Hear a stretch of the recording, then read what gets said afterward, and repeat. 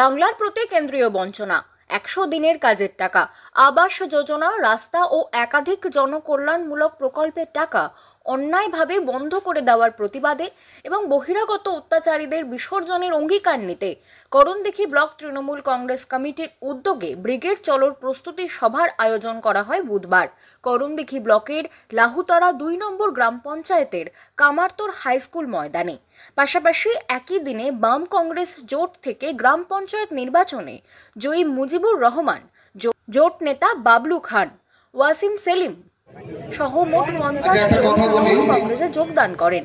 এ বিষয়ে বিধায়ক জানান, আগামী 10ই মার্চ জনসভা কেন্দ্র করে করণদিঘি কামারতোর হাই স্কুলের মাঠে প্রস্তুতি সভার আয়োজন করা হয়। বিধানসভা থেকে 10,000 মানুষ ট্রেনে করে ব্রিগেড সফল করতে যাবে এবং যোগদান সভার আয়োজন করা হয়।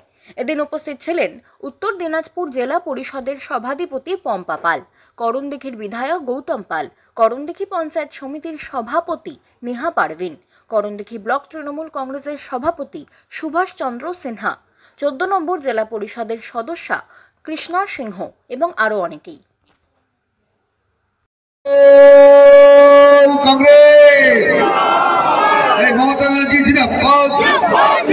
অভিষেক ব্যানার্জি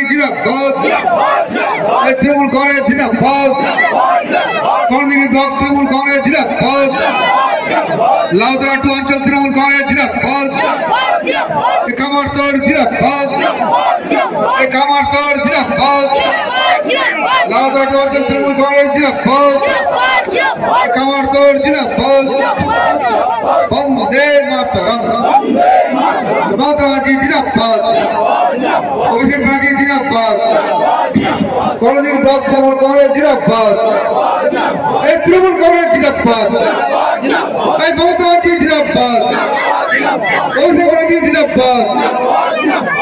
ধন্যবাদ। যারা জয়েন করলেন তাদেরকে সর্বভারতীয় তৃণমূল কংগ্রেসের সুপ্রিমো মমতা বন্দ্যোপাধ্যায়ের ডাকে এবং সর্বভারতীয় তৃণমূল কংগ্রেসের সাধারণ সম্পাদক অভিষেক বন্দ্যোপাধ্যায়ের নেতৃত্বে আগামী 10ই মার্চ কলকাতার বুকে ব্রিগেড চলো কর্মসূচি যে আমাদের জনগর্জন সভা অনুষ্ঠিত হতে চলেছে, সেখানে আমাদের প্রত্যেককেই সামিল হতে হবে। কারণ আসন্ন যে লোকসভা নির্বাচন, এই লোকসভা আমাদের কাছে বিরাট বড় এক লড়াই। এই নির্বাচন আমাদের প্রত্যেকের কাছে দেশ বাঁচানোর লড়াই এবং আমরা প্রত্যেকেই সেই জনগর্জন সভায় সামিল হব এবং সেখানে আমরা প্রতিজ্ঞাবদ্ধ হব এবং আমরা সেখানে গিয়ে শপথ গ্রহণ করব যে আমরা জয়ী হব। ওদের কামারতোর হাই স্কুলের মাঠে যে ব্লক তৃণমূল কংগ্রেসের নেতৃত্বে একটি সভার আয়োজন করা হয়েছে। এই সভায় আজকে আমাদের যেটা এজেন্ডা আছে যে আগামী 10 তারিখ ব্রিগেডে যেতে হবে।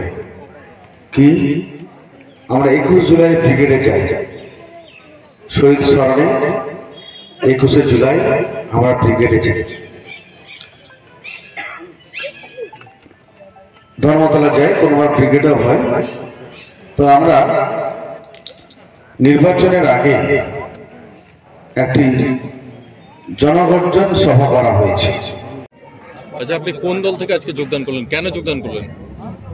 অ্যাকচুয়ালি বিগত দিনে আমরা তৃণমূল করতাম। গত পঞ্চায়েত নির্বাচনে আমাদের নিজেদের মধ্যে কিছু মতানৈক্য তৈরি হয়, সেই কারণে সাময়িকের জন্য অন্য দলে কাজ করছিলাম।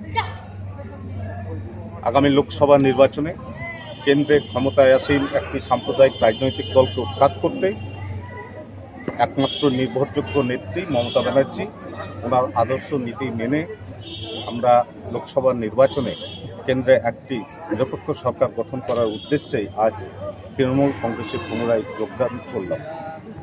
আচ্ছা, মাঝখানে কোন দলে চলে যাচ্ছিলেন? হ্যাঁ, সাময়িকের জন্য আমি জোটের মধ্যেই ছিলাম, কথায় কংগ্রেসের ছত্রছায়ায় ছিলাম। আপনার নাম? অসীম সেলিম।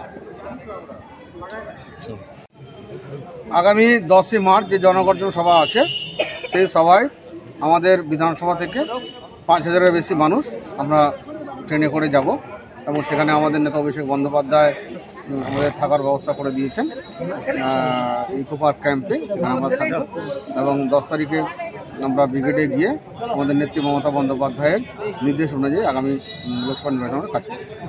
কোন দিক থেকে যাতায়াত করবেন? আমরা রাধিকাপুর এক্সপ্রেসে যাব, কলকাতা স্টেশনে নামব। কবে যাব? 8ই মার্চ। পাশাপাশি বেসিক্যালি জোট কংগ্রেস থেকে সিপিএম থেকে যোগদান করেছে।